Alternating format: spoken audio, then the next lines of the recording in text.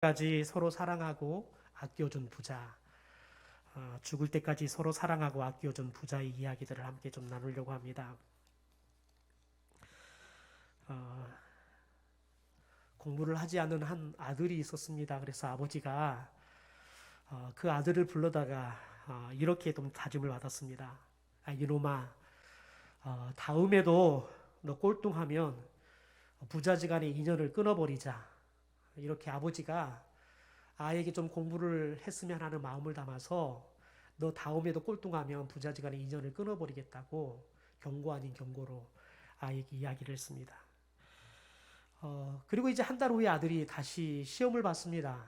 그래서 아버지가 아들에게 물었습니다. 아들아, 요번에는 어떻게 잘 봤냐? 그랬더니 아들이 이러더래요. 근데 아저씨 누구세요? 근데 아저씨 누구세요?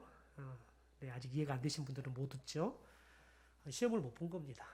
아, 여러분 자식을 키우다 보면 아버지 이런 또 어머니의 이런 애틋한 사랑을 어, 아이들이 좀 이해를 못할 경우가 많지요. 그러면은 그런 부모의 말을 잔소리로 생각합니다. 그래서 그게 이제 어떤 한계점에 다다르면 아이가 이제 반항하기 시작하잖아요. 그러다 그게 너무 심하다 생각하면 아이가 집을 나가버리기도 하죠. 그런데 아이들이 언제 그게 부모의 잔소리가 아니라 나를 향한 사랑이었다는 걸 깨닫냐면 대부분 결혼해서 지 같은 꼭 아들 낳고 딸 낳아서 겪어보면 그때서야 아이고 우리 아버지 엄마가 참 그래도 나를 사랑했구나 라는 걸 깨달아요. 그러니까 엄마 아빠가 꼭 이렇게 쏙 썩히면 그러잖아요. 니도 시집 가서 장가 가서 꼭 너 같은 아들 낳아봐라 딸 낳아봐라 엄마 속 알 거다 그러잖아요. 중앙일보에 나왔던 그런 이야기인데요. 세상이 어려운 줄 모르고 흥청망청 돈을 쓰면서 서울에서 유학 생활을 하는 아들이 있었대요. 그래서 시골에서 아버지가 매달마다 용돈을 꼬박꼬박 보내줬는데 이 아들이 보내주면 돈들을 다 가지고 흥청망청 쓰면서 공부도 하지 않는 거예요. 그래서 아버지가 매달 보내주는 용돈을 끊어버렸어요. 그랬더니 아들이 아버지에게 전보를 줬어요. 당신 아들 굶어 죽음. 그랬더니 아버지가 답전을 이렇게 보냈습니다. 그래, 굶어 죽어라. 이 답전을 받은 아들이 분노했어요. 그래서 아버지하고 인연을 끊어버리고 연락도 끊어버렸어요. 그리고는 이 아들이 이를 악물고 일을 했습니다. 세월을 흘려서 결혼을 하고 자식을 낳아서 키우다 보니까 아버지가 그래 굶어 죽어버려라 라고 말했던 것이 본인이 그때 당시에 생각했던 아버지가 참 나를 야박하게 미워하구나. 그렇게 생각했던 그 아버지의 마음이 느껴진 거예요. 그게 진짜 아버지의 마음이 아니라 나 정신 좀 차려라고 하신 말이었구나. 그걸 느낀 거예요. 왜냐하면 본인의 인생을 돌아보니까 본인이 이렇게 열심히 일도 하고 돈을 벌어서 반듯한 가정도 세울 수 있었던 그 전환점이 이 아버지의 답전을 받고 난 다음에 자신의 인생이 이렇게 바뀐 거예요. 그래서 이 아들이 그 아버지에 대해서 사랑을 깨닫고 그의 추석에 고향을 내려갔어요. 가서 봤더니 아버지는 이미 돌아가시고 없어요. 근데 어머니가 아버지가 돌아가시면서 남겼던 유언장 아닌 유언장, 특별히 아버지가 아들에게 보내는 유언장 같은 편지를 주는 거였습니다. 그런데 그 편지에 이렇게 써 있었습니다. 아들아, 너를 기다리다가 먼저 간다. 너를 한 번도 잊어본 적이 없다. 내가 소식을 끊은 뒤 하루도 고통스럽지 않은 날이 없었다. 내가 보낸 전보는 내 인생의 분발을 자극하기 위해서였다. 아버진 항상 너를 사랑했다. 죽을 때까지 인연을 끊고 연락이 없던 이 아들을 아버지는 잊지 못한 거지요. 아들이 연락도 하지 않고 도대체 살았는지 죽었는지 알 수 없어서 아버지가 어느 때는 내가 너무 매정하게 했구나라는 죄책감에 시달리기도 하고 또 그 아들이 그립기도 한 거지요. 여러분, 아들을 기다렸던, 아들을 그렇게 죽을 때까지 기다렸던 아버지의 그런 사랑을 또 정을 느낄 수 있는 이야기입니다. 우린 충분히 이 이야기 속에서 아버지의 사랑, 또 부자지간의 그런 사랑의 이야기들을 우리들이 들으면서 감동을 받을 수 있죠. 그러나 아쉬움이 남아요. 그건 뭐냐면 이 부자지간에 좀 더 빨리 서로의 속마음들을 좀 트고 이야기하고 그렇게 좀 소통을 좀 했으면 얼마나 좋았을까. 그러면 이렇게 죽고 난 다음에 이런 아픈 마음으로 또 아버지의 사랑을 또 느끼지 않아도 됐을 건데, 아버지가 죽기 전에 아버지는 아들을 기다리지 않아도 됐을 것이고, 또 아들은 더 많은 날 동안 아버지에 대한 그런 분노의 감정을 같이 갖고 살지 않아도 됐을 건데 라는 아쉬움이 있지요. 여러분, 가족은 사랑하는 남자와 여자가 사랑으로 하나가 되어서 부부가 되면서부터 가족이 시작이 됩니다. 그러다가 이제 이 부부가 사랑의 열매를 맺어서 아이들을 낳지요. 그러면 가정은 부부 관계에서 이제는 부모와 자녀의 관계로 확장이 되어져 갑니다. 그런데 세월이 지나다 보면 이렇게 사랑으로 또 혈연으로 또 부모의 사랑으로 이렇게 묶여있던 이 가정이 조금씩 매듭이 풀리면서 해체되기 시작하죠.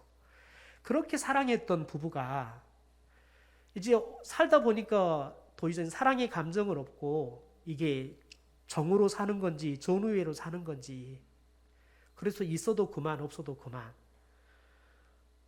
그런 가정들이 참 많아요. 차라리 그래서 없으면 좀 집이 더 나은 것 같고 있으면 왠지 불편한 그런 가정들이 많다는 거예요. 더 나아가서는 아이들은 이제 세월이 지나면 학업 때문에 가정을 떠나지요. 또 취업 때문에 떠납니다. 그러다가 결혼하면 진짜 떠나버려요. 그러면서 가정이 조금씩 해체돼요. 그래서 처음에 시작됐던 이 부부로 가족이 그냥 축소되어 버리는 것들을 봅니다. 그런데 처음처럼 사랑이라도, 부부에게 사랑이라도 남아 있었다 그러면 괜찮겠는데 부부의 사랑도 남아 있지를 않아요. 작년에도 보니까 90이 넘은 분들이 항원 이혼을 하셨더라고요. 도대체 언제 죽을 줄 모르는 90의 나이에 항원 이혼을 해요. 얼마나 속이 터지면 90이 넘어서야 항원 이혼을 했겠어요. 여러분, 특별히 오늘 이 현대를 포스트 모던 시대라고 이야기를 해요. 그런데 포스트 모던 시대의 특징이 뭐냐면 해체라는 단어를 써요. 해체. 우리가 가지고 있는 기본적인 기준도 다 해체가 돼버려요. 뭐가 옳고 그른지. 우리가 이 결혼이라는 단어도 사전적으로 정의 내릴 때 남자와 여자가 결합하는 것을 결혼이라고 그랬습니다. 그런데 이미 우리나라에 이미 이 결혼이라는 개념이 두 사람이로 이렇게 바뀌었습니다. 남자 여자가 아니라 두 사람이 사랑해서 이룬 하나가 되는 걸 결혼이라고 바뀌어버렸습니다. 남자 여자라는 개념 기준에서 두 사람으로 바뀌어버렸어요. 그러니까 우리가 살고 있는 시대는 우리가 갈고 있는 개념들이, 정의들이 다 해체가 되어져요. 우리가 가지고 있는 가정의 개념도 다 해체가 되어지는 거죠. 그래서 특별히 이 포스트 모더니즘 시대를 안으로 끌어다니는 구심력보다는 밖으로 밀어내는 온심력이 더 강한 시대다. 그래서 서로 이렇게 끌어다니면서 안아주기보다는 서로 밀어내고 배척하는 일들이 너무 많은 거죠. 그러니 여러분 생각해 보십시오. 우리 어르신들이 우리나라 일제시대 때부터 시작해서 지금까지 사신 분들이 계실 건데 그 어느 시대보다 국민들이 마음이 이렇게 나누어져 있는 시대를 본 적이 없을 겁니다. 가면 갈수록 이런 상황은 더 심해질 겁니다. 나라가 하나가 된다? 결코 상상할 수 없을 겁니다. 절대 우리들이 꿈도 이제 앞으로 꿀 수가 없을 겁니다. 왜냐하면 이게 시대적인 모습이에요. 그래서 사람들이 내게 달면은 삼키지만 조금이라도 쓰다 그러면 완전히 뱉어내버리는 거죠. 그래서 자꾸 밀어내는 온심력이 강한 여러분, 그런 시대를 우리들이 지금 살고 있다는 겁니다. 여러분, 직장과 결혼 등으로 몸이 멀어지는 것은 우리가 어쩔 수가 없어요. 그러나 마음마저 멀어지고 또 정마저 끊어지는 이런 슬픈 일들이 오늘날 비일비재하게 일어나잖아요. 이렇게 우리 어르신들 지난주에 돌다 보니까 그래요. 많은 분들이 그래요. 아이들이 이제 돈만 보내는 거예요. 요즘 선물 보니까 페이스북에 부모님들이 선물 받은 거 올라온 거 보니까 다 그래도 부모님들이 가장 활짝 그 선물 들고 웃고 사진 찍어 보니까 돈방석 선물 받고 가장 활짝 웃고 사진 찍고 있더라고요. 그러니까 우리들이 모든 것들을 다 돈으로 해결해 보려고 하는 문제들이 생겨요. 여러분 생각해 보십시오. 그래도 선물 중에 뭐가 제일 낫다? 현금이 제일 낫다는 생각을 하죠. 여러분 그런데 그것처럼 실은 의미 없는 선물이 없어요. 왜냐하면 우리 부모님에게 뭐가 절대로 필요할까? 이것에 대한 고민이 없는 거예요. 여러분 선물을 하려고 하면 상대방이 뭐가 필요한지를 알아서 필요한 것을 선물해주면 가장 의미 있는 선물이 되는 겁니다. 그런데 우리가 현금으로 선물을 해버리겠다는 건 뭐냐면 그 사람이 뭐가 필요한지에 대해서 관심을 갖지 않겠다는 거예요. 현금을 줄 거니까 필요한 것 알아서 쓰세요. 이 말이에요.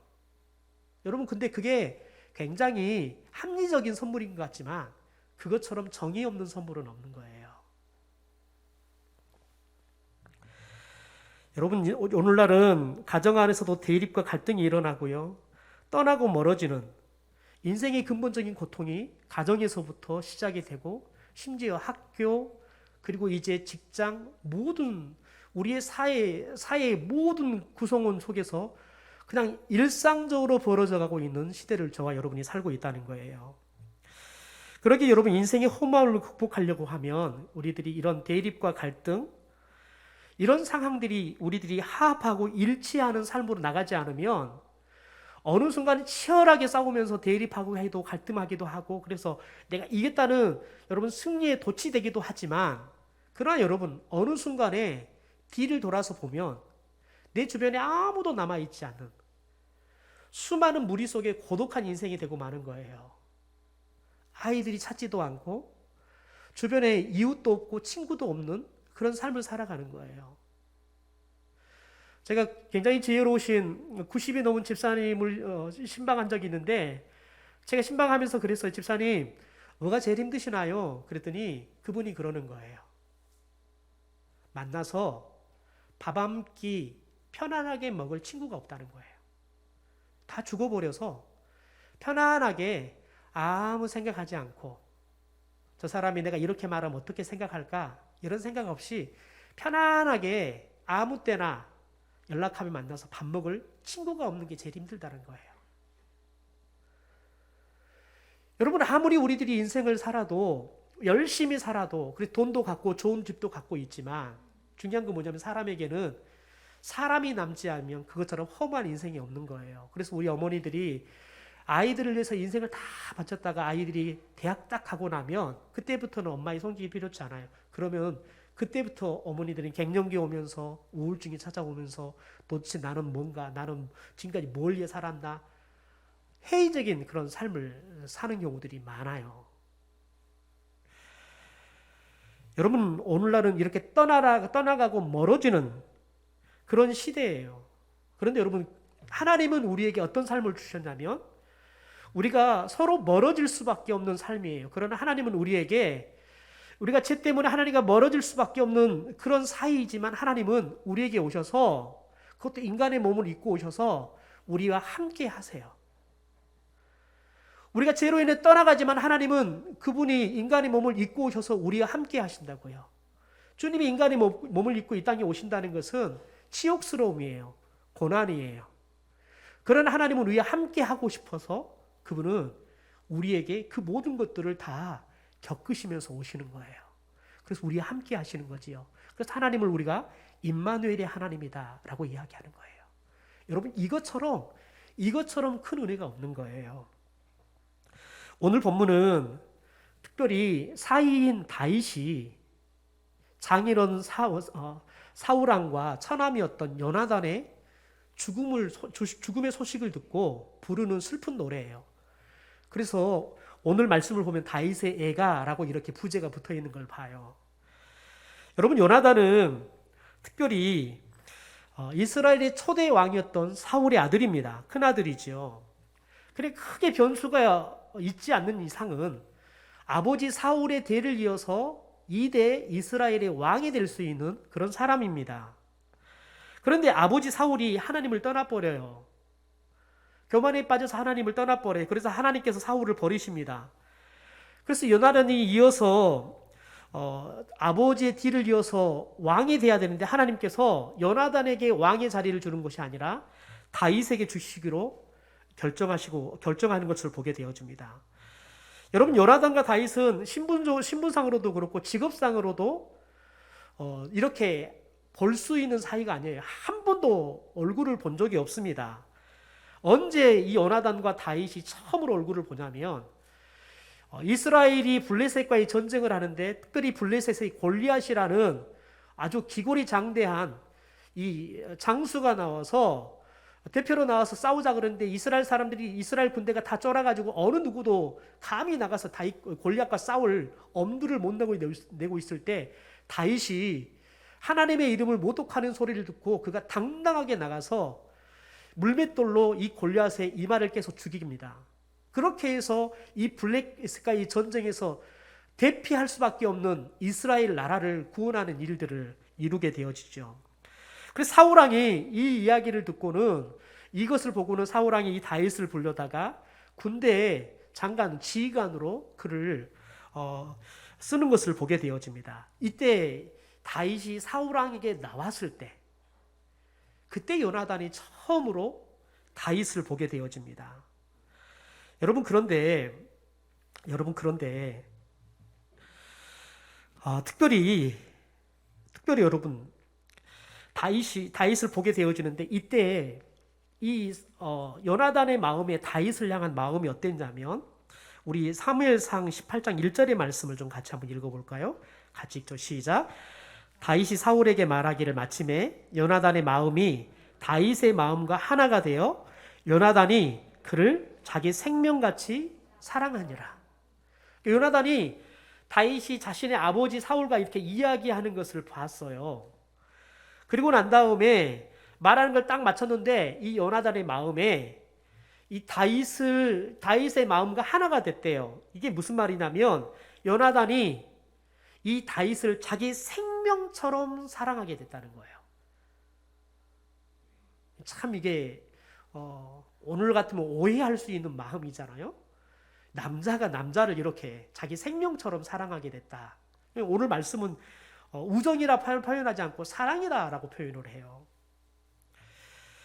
여러분 그런데 오늘 본문 26절에도 보면 다윗에 대해서 다윗이 요나단과의 우정에 대해서 이렇게 노래를 해요. 그러니까 우리가 사무엘상 18장은 요나단이 다윗을 향한 마음이 처음 어떻게 생겼는지에 대한 이야기다 보면 오늘 26절은 다윗이 요나단과의 어떤 마음을 갖고 있었는지를 표현합니다. 우리 함께 26절을 같이 읽죠. 시작. 내 형 요나단이여 내가 그대를 애통함은 그대는 내게 심히 아름다움이라. 그대가 나를 사랑함이 기이하여 연인의 사랑보다 더하였도다. 그러니까 요나단이 여인이 자신을 사랑한 것보다 더 사랑했다는 걸, 그 사랑이 참 기이했다는 거예요. 어떻게 보면은 지금까지 볼 수 없는 남자가 이렇게 남자를 애틋하게 사랑할 수 있나라고 생각할 만큼 요나단이 다윗에 대해서 친구로서 생각하는 이 우정의 깊이가 남달랐다는 거예요. 그런데 그걸 알았는데 다윗 또한 요나단에 대해서 그렇게 깊은 사랑을 가지고 우정을 나누는 친구가 됐다는 거지요. 여러분 그런데 이렇게 요나단과 다윗이 첫 만남에서 깊은 사랑을 느껴서 내 생명처럼 여길 만큼 사랑하는 친구 관계가 되어져요. 그런데 이 두 사람의 우정 사이에 위기가 찾아옵니다. 그것은 아버지 사울이 이 자신의 친구 다윗을 미워하게 되는 거지요. 어느 날 이 블레셋과의 전쟁에서 돌아오는데 이스라엘의 여인들이 사울 왕을 그리고 이제 전쟁에 승리하고 돌아오는 군대들을 환송하게 나가요. 그러면서 노래를 불러요. 그런데 노래를 부르는데 이렇게 부르는 겁니다.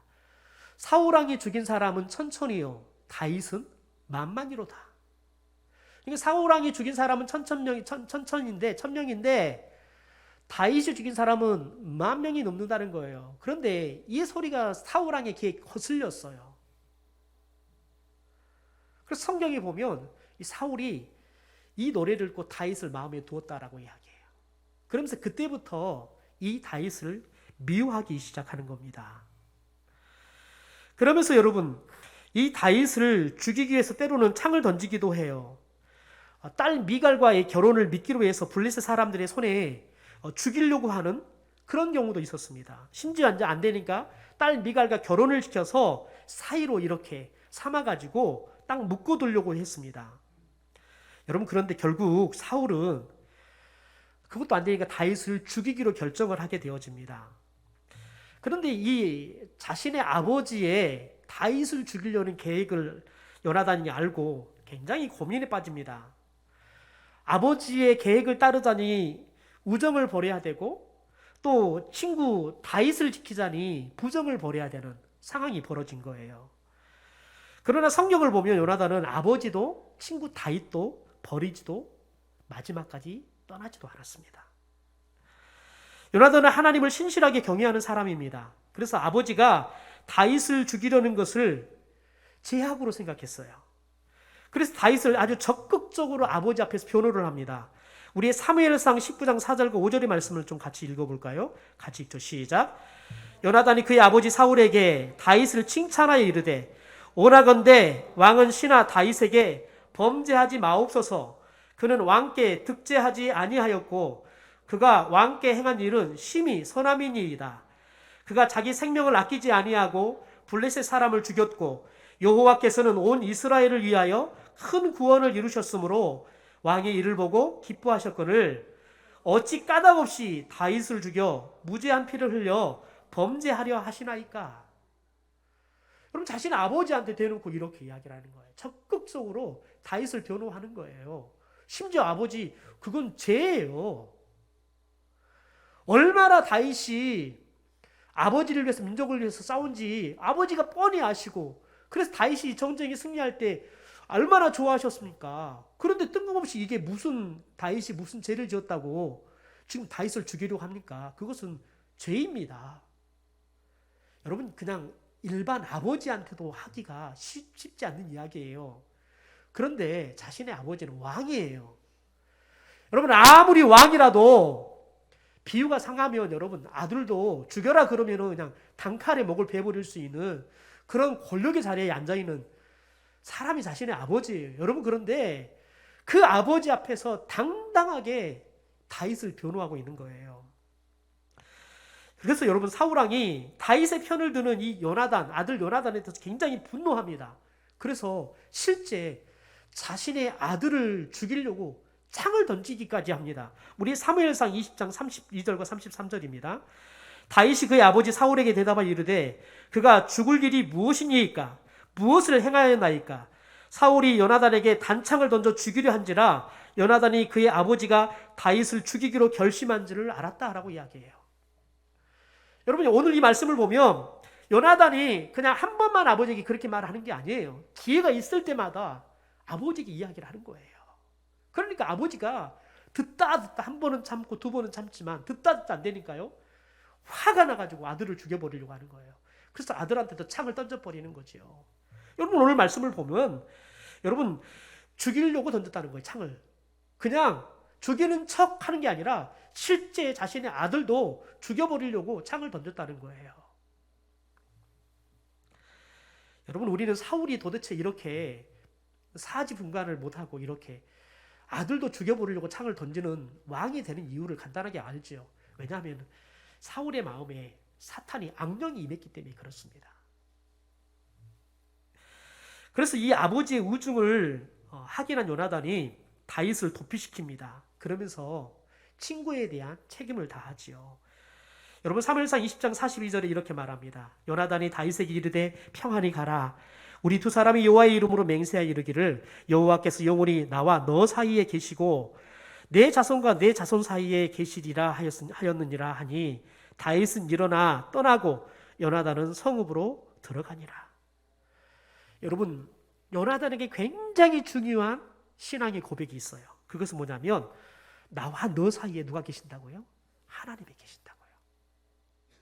우리 자손과 너의 자손 사이에 누가 계신다고요? 하나님이 계신다고요. 여러분, 이게 우리가 건강한 관계를 다른 사람과 가질 수 있는 신앙이에요. 하나님이 나를 사랑하듯이 여러분 앞사람을 사랑하는 거예요. 그런데 중요한 건 뭐냐면요. 그 하나님이 나와 저 사람 사이에 있다고요. 그러니까 여러분, 우리는 하나님 앞에 살아가면 누구하고도 미워하고 누구하고 싸울 수가 없는 거예요. 어찌 감히 여러분 하나님 앞에 싸워요. 아버지가 무서우면 여러분 자식들이 싸우다가 아버지 들어오면 다 조용해져요. 왜요? 아버지가 무서우니까요. 저와 여러분이 하나님에 대한 경외감이 있다면, 그래서 하나님이 나와 저 사람 사이에 있고 우리 가족과 이웃집 가족 사이에 하나님께서 계시다 그러면 여러분 우리들이 함부로 말을 할 수 없고 함부로 행동할 수가 없는 거예요. 여러분 이런 신전 의식만 있어도, 우리가 하나님 앞에 살아가고 있다는 이 의식만 있어도 여러분 저와 여러분의 삶이 지금보다 훨씬 더 고상하고 아름답게 살아가게 될 줄 믿습니다. 여러분 특별히 심지어 아버지 사울이 다윗을 죽이지 못할 거고 뭐라고 하면 다윗이 너가 이스라엘의 왕이 되고 나는 너의 신하가 될 것이다 라고 이야기하면서 격려를 해요. 이게 말이 되는 소리입니까? 우리 사무엘상 23장 16절과 17절의 말씀을 같이 함께 읽겠습니다. 시작. 사울의 아들 요나단이 일어나 수풀에 들어가서 다윗에게 이르러 그에게 하나님을 힘입게 의지하게 하였는데, 곧 요나단이 그에게 이르기를 두려워하지 말라. 내 아버지 사울의 손이 내게 미치지 못할 것이요 너는 이스라엘이 왕이 되고 나는 내 다음이 될 것을 내 아버지 사울도 안다 하니라. 여러분 생각해 보십시오. 그냥 아버지 사울 다음으로 누가 왕이 될 거예요? 자신이 왕이 될 거예요. 그런데 여러분 요나단은 뭘 알았어요? 하나님께서 자신이 아니라 다윗을 왕으로 세울 걸 알았다고요. 여러분 그럼에도 그 말을 하기 쉽지 않다고요. 그러면서 내가 왕자인 내가 너가 왕이 되고 나는 너의 신하가 될 것이다, 이 고백을 한다고요. 그런데 그것도 뭐라고 말하냐면 우리 아버지도 그 사실을 알고 있다라고 이야기하는 거예요.